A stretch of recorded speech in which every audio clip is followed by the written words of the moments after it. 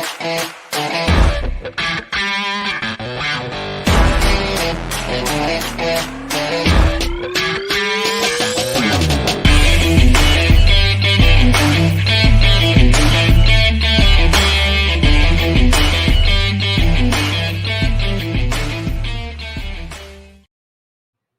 friends. Welcome back to Live at the Roxy on this Tuesday, October 19th. Whoa, I make a baby. Why? Who knows? Eternals was seen by people. People had a lot to say about Eternals. I have not seen reactions to a Marvel movie like this in over a decade. It seems so conflicted, and I'm fascinated by this. So I want to go over that.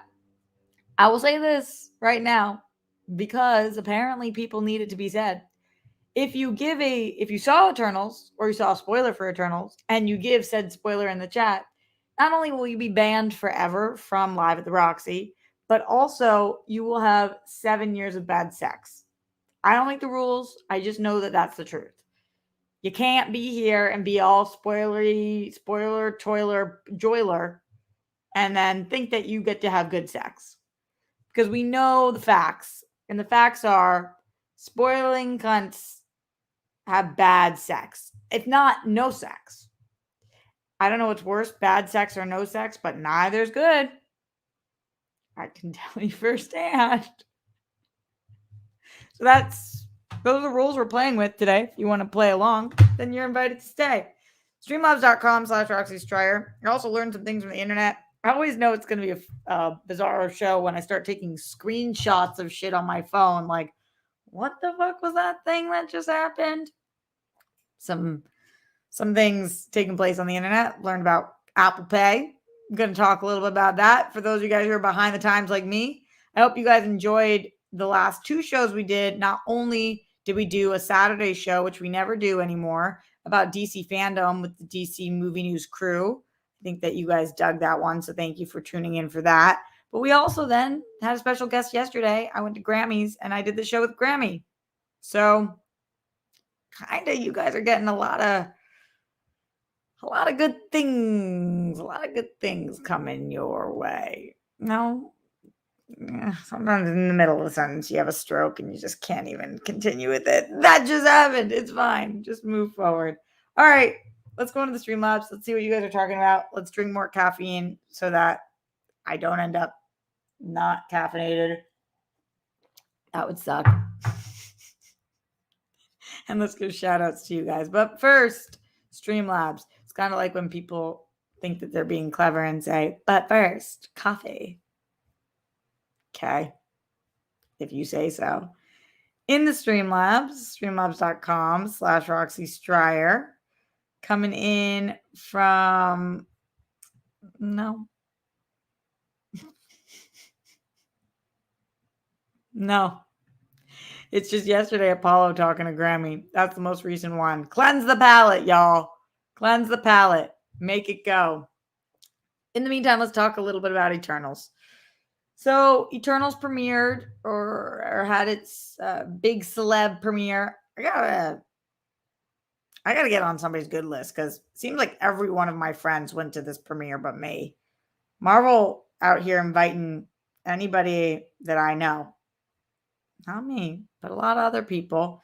Looked like a fun premiere.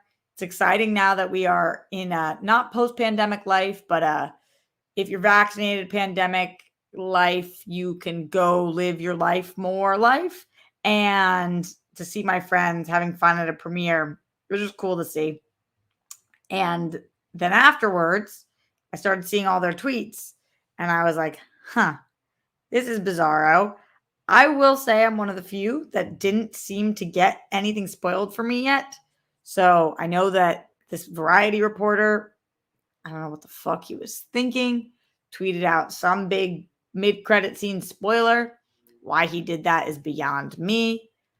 That being said, the internet is coming for his head the way that you would come for somebody's head who did something like I'm not saying we shouldn't come for him, but the way that people are coming for him is the way that people are coming for like Me Too people. I mean, people are calling this man, they're like, you're a living piece of shit, you fucking it's like, I'm not saying what he did was good because it's clearly really bad. And there's so many people put their blood, sweat, and tears into this movie, and it's so mean to do what he did. But at the same time, people are wild. People are wild. So let's go to the tweets about Eternals though, because like I said, it seems to be kind of all over the place. Uh my let's see, my timeline is saying all different things about this. I saw, let's go Scott Menzel. Scott Menzel, who tweeted out and said, here's why I said Eternals is like Zack Snyder's Justice League. There was a lot of criticism about Justice League feeling rushed and how DC didn't take the time to build the characters. In fact, many claimed that there should have been more standalone films before Justice League. Eternals introduces 11 characters in one film. Most of them feel underdeveloped and come across as one note. The film is largely exposition with a few action sequences sprinkled throughout. It somehow feels too long, yet rushed at the same time due to the script, which is very messy. Eternals is very similar to the theatrical cut of Justice League. Characters who we don't really know are thrown into a film, and we're just supposed to accept / like them without knowing much about them. There's a lot of jumping around too, which makes the film feel unnecessarily dense. Dense is a word that I keep hearing all over the place because, damn, dense is a tough word to be saying about a premiere, I think. Clearly, you can tell that Chloe Zhao was trying to make a film that felt wildly different from anything in the MCU. It felt more like a DC film, but just like the theatrical cuts of Snyder's work, the whole thing feels cold, watered down, and all over the place. So that seems like a really, really shitty review. I don't know how you guys feel about that, but to me, that felt like one of the worst ones that I had seen, even though that word dense kind of pops up in everybody's thing. That one seemed like there was way more bad than good, but not everybody did. I will go to, actually, let me pause on this for a second. I'll come back to it, but I want to give some shout outs to you guys at home. Shout out to everybody joining live right now. Andrew Thomas, John Perillo, Manny Gonzalez, Silu Bonino, Redford Reddington, French Taunter, Joseph Ashley, Robert Turner, Murderanta, Kurt Hagans, Darren Batten, Stormy Woods, Jake Yakavetta, all of the people, Calvin Patel, Evan Hooker. Thank you for joining me live today at the Roxy. Cam D'Amelio, who said they already got something spoiled for you. That sucks. That sucks. People are jerks. Harry Chest. Wow, are you the one who forgot to get dressed? Third is the best. Or the one with the hairy chest? Y'all know what I'm talking about or no? Mohammed Belsin. Rob Fishbeck and everybody else in here. Ryan Payne. Appreciate you all for stopping by. Thanks for being here. Send in Streamlabs if you have questions, comments, concerns. Streamlabs.com/Roxy Stryer. As we are talking about Eternals, what did you guys think about the reactions? Are you more likely to see this? Less likely to see this? Did they affect you at all? French Taunt, our first Streamlabs of the day. Thanks. Says, cheers, Roxy. Got a job and can Streamlabs again. What? Are you planning on seeing the new Ghostbusters? Curious to hear your thoughts. Yeah, I am planning on seeing it. I've got a lot of other movies that I'm looking forward to more, but I am going to go up on my radar right now is that I'm going to go see Dune on Thursday night with Dee and Steph because we did not get invited to a screener. Even though I feel like I'm closest with Warner Brothers. I don't really, not to sound like a pompous dick, but it's just bizarre that that's the movie that they're not inviting us to because supposedly it's really good. So you'd think they'd want the word out there. I guess the word's already out there though. So anyway, I'm going to Dune Thursday night. Then on Monday, I'm going to Eternals with Dee. Steph is out of town. And then I just got the invite for Spencer, which is the new, oh my God, all I can think of is Diana Ross, Princess Di. New Princess Di movie. I was like, Diana Ross. Princess Diana movie, not Diana Ross movie. New Kristen Stewart movie. So I'm looking forward to that one. And those are the three that are on deck right now. It's unbelievable how many people a day ask me, "Are you okay?" No. Do I fucking look okay? I'm mistaking Diana Ross for Princess Di. Do I seem okay to you? Thanks for asking. But no, clearly not. Oh, that was too good. What a moment. I really enjoyed that moment for life. Send in your questions, comments, and most importantly, concerns. Let's go back to Eternals and see what it is. I also like Steph told me about Angelina Jolie giving her daughter or lending her daughter her Oscar dress. I thought that was really cute. I am not always the biggest fan of hers because Team Jen. I don't like pitting women against each other. And Brad Pitt clearly was the dick in that situation, but Team Jen for life, just in everything. But Angelina Jolie does a lot of good for the world. So, we can say some positive things about her. Let's see what Hollywood Reporter did as their article for the first reactions. They put together a lot of these tweets. Aaron Couch says, wow, the way that they do these tweets makes it very difficult to read. I wonder if they know that their mobile app does not have it going on. I'm gonna have to be a desktop kind of bitch. She's a desktop kind of bitch. Yeah. So let's see what they pulled from here. Eternals, wow, a lot to unpack. If Marvel movies are a Venn diagram, variations within that overlap, this movie is off the charts, hands down the most different of any of their films. Okay, that's from Aaron Couch. Coming from Eric Davis, who I know says Marvel's Eternals is spectacularly weird and rich with a new MCU mythology that makes it feel separate from everything else. It's honestly refreshing. So different. Maybe people were just looking for different. There's a bittersweetness to the film that you feel in its sunset shots, a definite Chloe Zhao touch. It's soulful and thoughtful. Peter Scaretta, who is Slash Films guy, said Eternals is surprising, epic, beautiful, yet dense. It takes some big swings, sometimes feels like a DC film, not a criticism. Other times feels like no other superhero movie ever.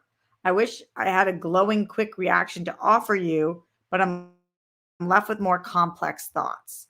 So it seems like there's some bad, some good in that. I wonder when people keep saying feels more like a DC film, what exactly that means or looks like.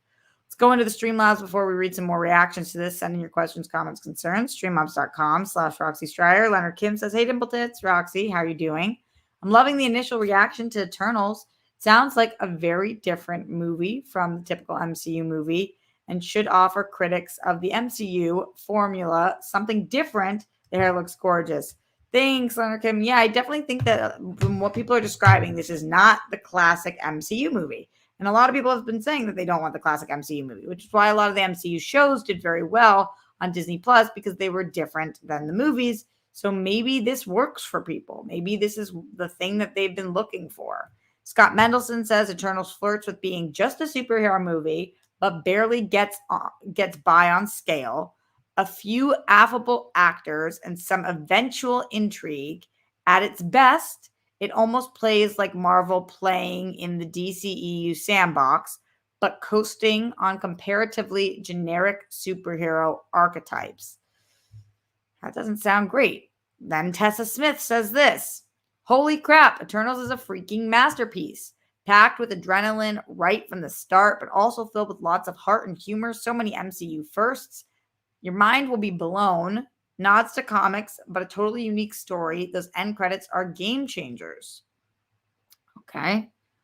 Nora Dominic says, with the sweeping visuals by Chloe Zhao and an ensemble filled with actors that feel destined for the MCU. We've heard really good things about Angelina Jolie in this. Eternals is unlike any Marvel movie. So many great twists, and the chemistry of the cast really makes this movie one to watch. Laura, a ghost, says, just got out of Eternals. I've never been so invested in a story. It was cinematically beautiful. I was engaged the entire time. There's a lot to ingest, but they do such a great job to process it all. This feels so different from the MCU, like it's its own universe. I loved it. Like, what do you guys make of all of these? Why are they so all over the map? I mean, obviously in life, people have different opinions, but usually these Marvel or DC movies, people seem to be more on the same page. In the Streamlabs, streamlabs.com/Roxy Stryer. Let's see what's going on. Apollo3JP says, fam, Grammy approved. You heard it yourself. I did not hear that, Apollo. Say the word, girl. Also, Eternals. It was I. So, Apollo, why are people so up and down, back and forth? Give us more. I need more information. No spoilers, but I need more on why this is seemingly such a polarizing film.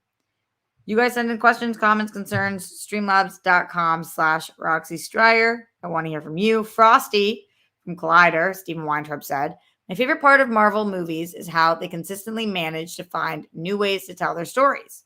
Eternals is beautifully shot and looks very different than previous MCU films. Story surprised me with some of the twists and turns. The two after the credit scenes are fire. It does kind of suck when people seemingly are talking about the favorite part of their movie being a post-credits thing. I feel like that should be like a little teaser, a little bonus.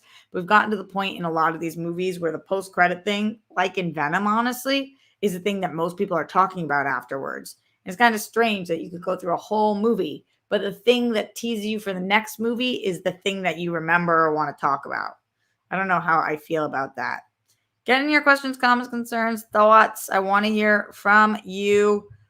As you guys are talking to me about Eternals, I'm going to talk about a couple other things that are going on. What's going on in the world?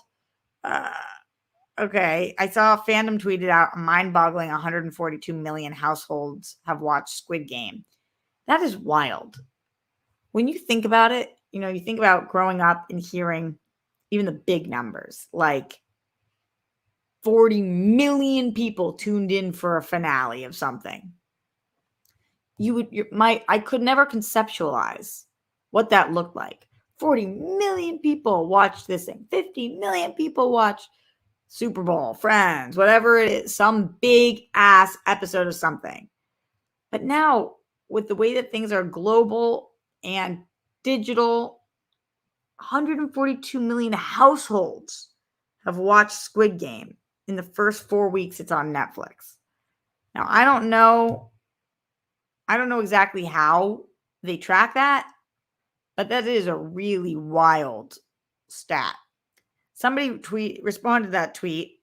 Swati Kush said, literally nobody able to do it. United the world by childhood games, which everyone played, though it's a psychological experiment of survival, kind of true shit. But yeah, somewhere whole world related them with this, the reality of humankind. I read that and thought that was interesting because Swati said that this united the world by childhood games, which everyone played. I watched Squid Game, obviously. Love Squid Game. Told you guys all about it. But other than green light, red light, I never played any of these games. I didn't know any of these games. The honeycomb one, no. The walking across, no. I don't even know if I played red light, green light, but I heard of it as a kid. So I thought that was kind of interesting that sometimes I feel like the United States is on such a different page than other places. And we don't do our measurements the same way. And we don't drive the same way. They're all different shit. And I wondered if people in different countries had such a different experience watching this. First of all, I hear that the subs and dub version is completely different. Then I also hear that even the subs version, from my friends who speak Korean, they say that the subs translation is really off at times. And so, oh, Zishan, you never played Tug of War, Roxy. I know Tug of War. I don't think I ever played Tug of War. I can't remember a time in which I ever played Tug of War, but I definitely know that game. Yeah. Did most of you guys play most of these games? For me, it just really feels like It was new, it was different, it was exciting, and so everybody wanted to watch it, but I wonder if more people couldn't relate to the premise of Squid Game, obviously, but could relate to the even the socioeconomic status or needing to do what you have to do to survive, or even being able to put themselves in the predicament of, if I needed to take care of my family or if I was this much in debt, would I go do something like this? Or what is a life worth? Or saying no and then saying yes to something, all of that. This show was not incredibly relatable to me, but it was incredibly entertaining. And so one of the reasons why I think it was such an amazing show, but it wouldn't make my top shows of all time list, even though it'll probably make a top of the year list, is because while this show moved me and you're engaged, this show, I didn't connect with it in the same way because it was so, I don't mean this as a pun, foreign to me. The concept, the lives that these people were living, the idea that you would actually go do this, the people, the horrible people in there who are just straight up murderers. You know, Carolina says just the marbles. I never really played marbles either. I did play Moncala. That's the only thing I can think of that kind of had marbles in it. So I loved this show, but it was more entertaining than it was relatable for me. I wonder how other people feel. Those of you guys who watch Squid Game, let me know. Streamlabs.com/RoxyStryer. We're talking Eternals. We're talking Squid Game. Why do I keep wanting to call it The Eternals? It's just Eternals, right? Leonard Kim says in the Streamlabs, Roxy, The Bachelorette is back tonight. Get hyped. Also, the NBA is back. Let's go Celtics, baby. Also, have you caught up on Only Murders in the Building? I am pleasantly surprised with the show. Bring on season 2. Yeah, we've got another episode tomorrow, right? I am caught up on Only Murders in the Building. I love this show. It's really funny. It's really clever. It's really cute. I definitely recommend it. It's an easy watch. In terms of the Celtics, yes, we got a lot of things going on in sports right now. I'm really excited about Mac Jones. I think he's looking really good in terms of the Patriots. Look at what the Red Sox are doing right now. Kind of fucking wild. Just, whoa. And then yay to NBA. And then going back even further than that, you talking about the Bachelorette tonight, I was invited to be in a Bachelorette, what's it called? Draft? I've never done one before, but I'm going to participate in a draft. And it's Winston's draft. And I'm excited about that. And I don't know how it works, but I'll keep you guys posted. So anybody who watches The Bachelorette can help me with said draft. Again, however the fuck that works. I guess I draft the people that I think are going to win. Isn't it weird when you're playing with real lives? I guess with sports, you're playing with real lives, but it's a game. This is like their life, who they marry and stuff. Kind of fucking bizarre, but okay. Oh, I wanted to read this tweet going back to the Marvels thing when I was talking about everybody coming for this guy's head. John Campio, who I don't know very well. Obviously, I know him from the space, and I think I had maybe like 1 or 2, 3, 4 conversations with him in life, but I really don't know him well. John Campio tweeted out and said, by the way, in light of all the spoilers from Suicide Squad, Eternals, and other films, I am, and then all capitals, totally all for, no more capitals, press and other audiences seeing a movie early, having to fill out a full personal information non-disclosure contract under penalty of $1 million or more dollars. I'm dead serious. I mean, okay, let's just break this down for a second. Remember when we were doing, what show was it where we were doing the show and Dorina fucking spit out a spoiler on accident? Like, imagine if she owed $1 million. People are just savage. Like, I get it. Being spoiled with things, being spoiled, it sucks. It does suck. But like $1 million of what? First of all, who the fuck is $1 million? And then what are they going to do? Take your house, your kids, their schools? Like, what are you going to do?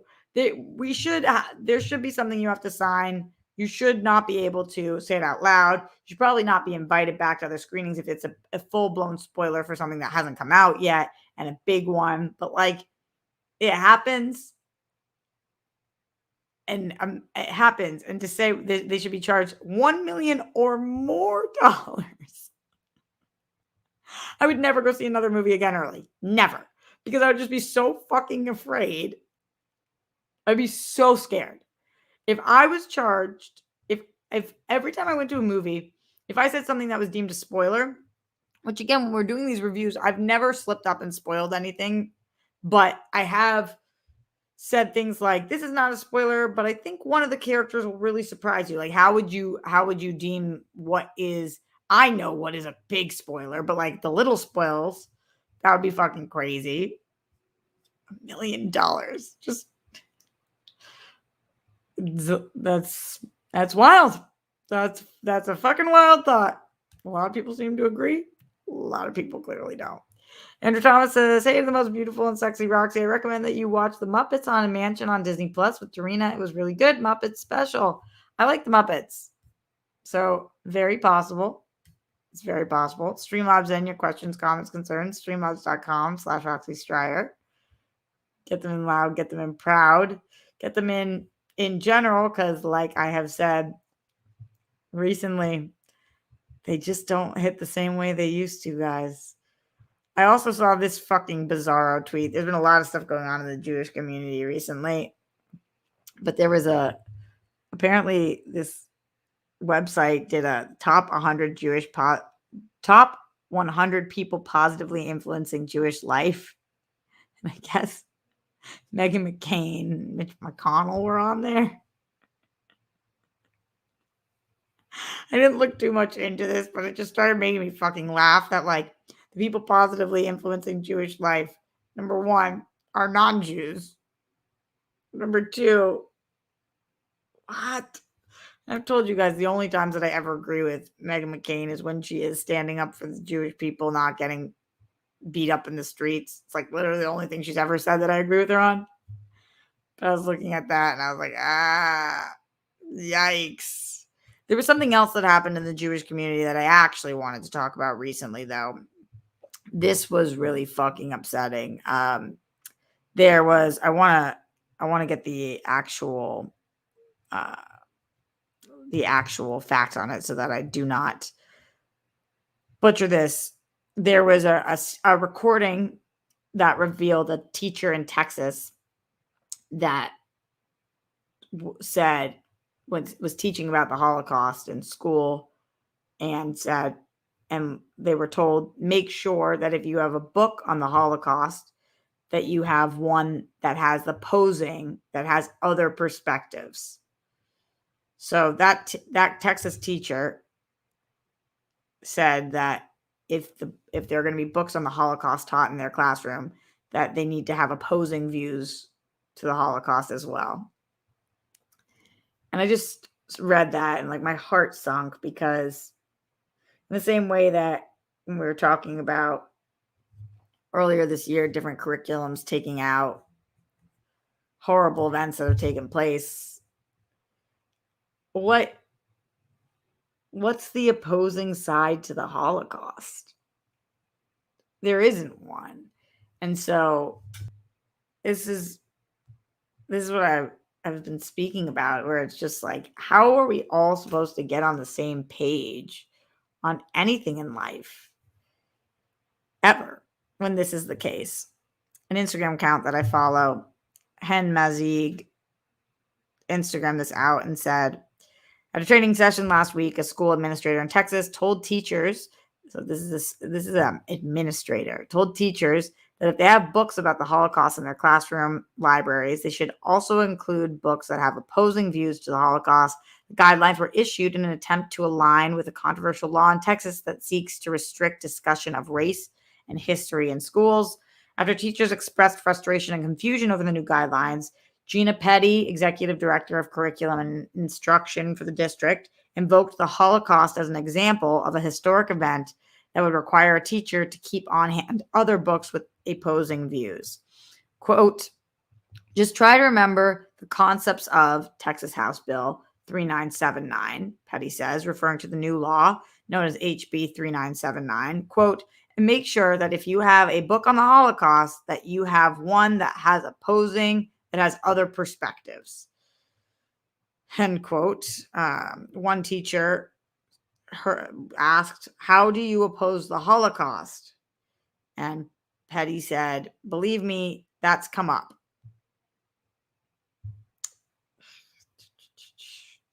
The district superintendent, Lane Ledbetter, issued an apology to the community and said, I express my sincere apology reading the online article and news story released today. During the conversations with teachers during last week's meeting, the comments were no way made to convey the Holocaust was anything less than a terrible event in history. How could they be made to convey that? That's clearly not what they're made to convey. Additionally, we recognize there are not two sides of the Holocaust, but like you might recognize that, but that person doesn't recognize that. Just really tricky, just really sucks. It sucks to hear. I talk about this all the time, but like my grandfather is 96 years old. You don't get much older than 96. My grandfather was 17 when he enlisted in the army and lied about his age. 17 years old. He is 96 now. He fought in World War II and is one of the last. He's one of the last who is alive to see what was happening. And he was not in Germany. He was dropping bombs and fighting against what was happening. But he was alive for that. In 10 years, 20 years, there's going to be nobody left who can give a firsthand count of being a Holocaust survivor, of having anything to do with World War II. And then what? If there are people already today who think that there is an opposing side to the Holocaust that's valid and should be taught, or that the Holocaust never even took place and that the Jews made it up, what's it going to be like in 20 years when that's already like that now, when these people are already alive, are still alive? It's highly concerning. I know I talked about this bill being passed when it was first passed and how dangerous this was, especially during the middle of us fighting a fight that we've been having during the middle of people finally fucking acknowledging and saying out loud that Black Lives Matter. We no longer want to teach about slavery in schools because that's no longer necessary to teach, or whatever the fucking ass backward logic that was. And so I talked about it then. I'm talking about it now because it doesn't just apply to one group of people. It applies to so many groups of marginalized people. And it's like, what the fuck, Texas? What the fuck? Some things are just wrong. When people say there's no black and white, sometimes there is that. It's rare, but with a lot of atrocities, it's there. Send in any questions, comments, concerns, streamlabs.com/Roxy Stryer. Where's our friend Glenn? Anybody know? Brennan Marr in the Streamlabs says, hey there, Roxy, the rock star. Oh, it was so great to hang out on the live stream on Sunday. It was awesome. I'm going to start watching Made based on your recommendation. You are awesome. Much love to you. You are fucking awesome, Brennan. What a great addition to this community and the World Girls community. And we appreciate you being here. And I hope you let me know how you feel about Made, because I was just blown away by that show. I can't stop talking about it. I need people to watch it so I have somebody to talk about it with. Leonard Kim in the Streamlab says, he had me in the first half. Monterey punishment seems extreme. Oh, monetary punishment. Yeah, the $1 million. I agree on signed forms, and I think some ramification should be revocation of premiere/screening privileges. I'm still baffled by his decision to blatantly disclose spoilers like that. I know. What is Variety doing about this? Did anybody see if there's any repercussions or any action being taken place?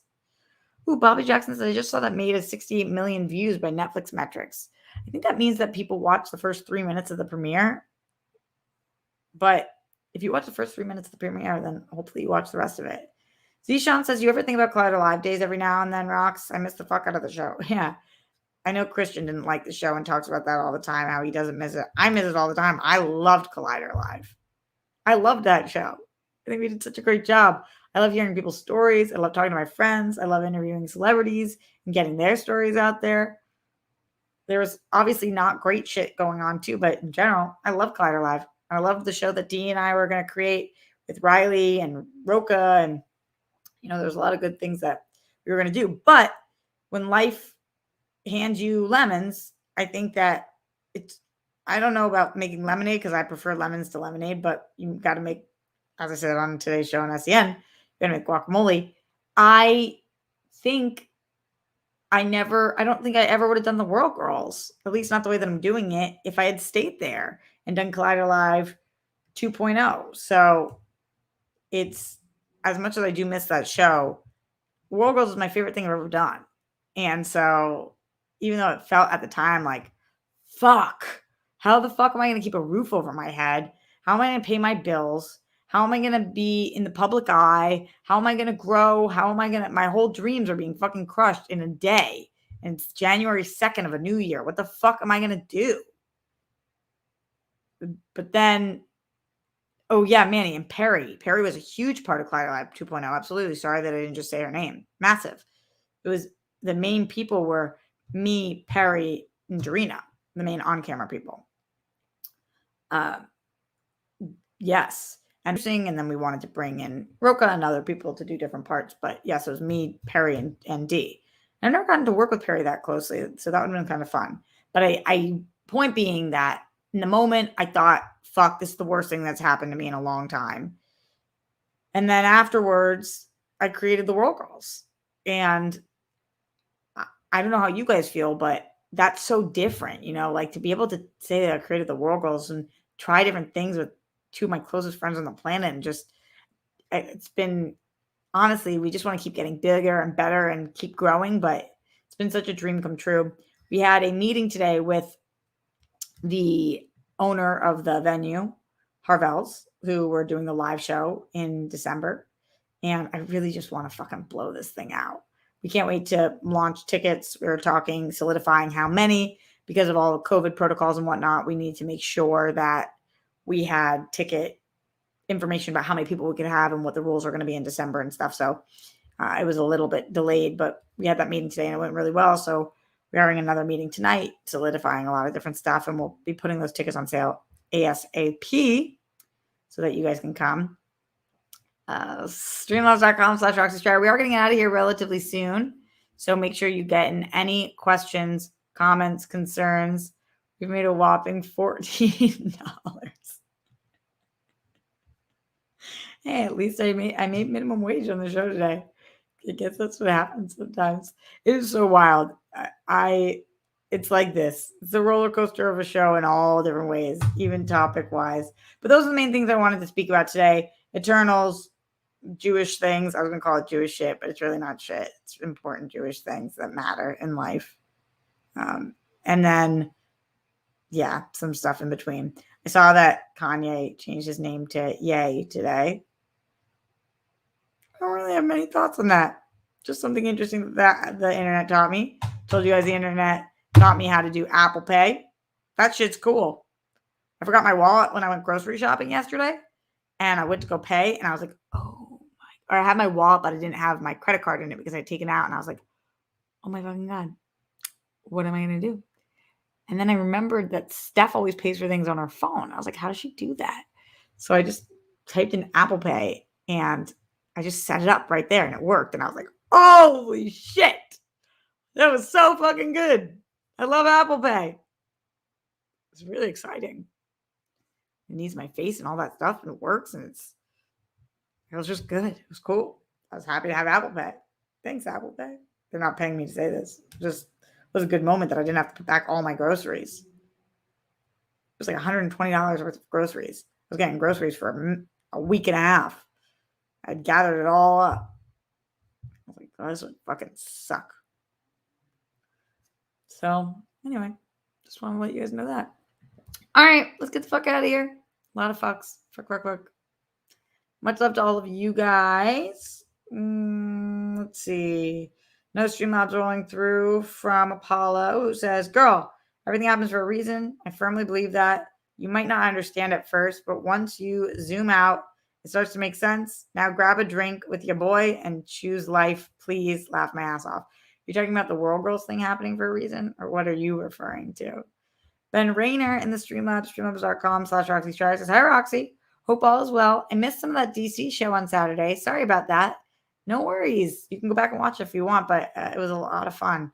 Anyway, I wanted to ask you what you thought of the Smallville 20-year anniversary. It gave me all the feels. What about you? Thanks for the show, as always. I was just really surprised to see Michael Rosenbaum there because he's doesn't do a lot of the stuff anymore. And I thought to see him and Tom together was so fucking cool and nice. It seemed like they have such a respect and appreciation for not only each other, but the show that got them their fame. And so, yeah, I was really, really stoked about that. It was cool to see like the 20th of that, the 80th of Wonder Woman. We're putting some major mileage on a lot of these things, but 20 years of Smallville since Smallville, that's crazy. It feels like yesterday in a lot of ways. So thanks for asking, Ben. I hope that you liked it. You said it gave you all the feels. So I'm assuming that you liked it. And I appreciate you bringing it up. All right, my friends, I'm going to get out of here. I'll be back tomorrow. So for Wednesday tomorrow, I'm going to be live at the Roxy, normal time. And then we're not going to do World Girl Wednesday tomorrow because this week's World Girl Thursday. We're going to be doing a table read of different scenes from different Halloween movies.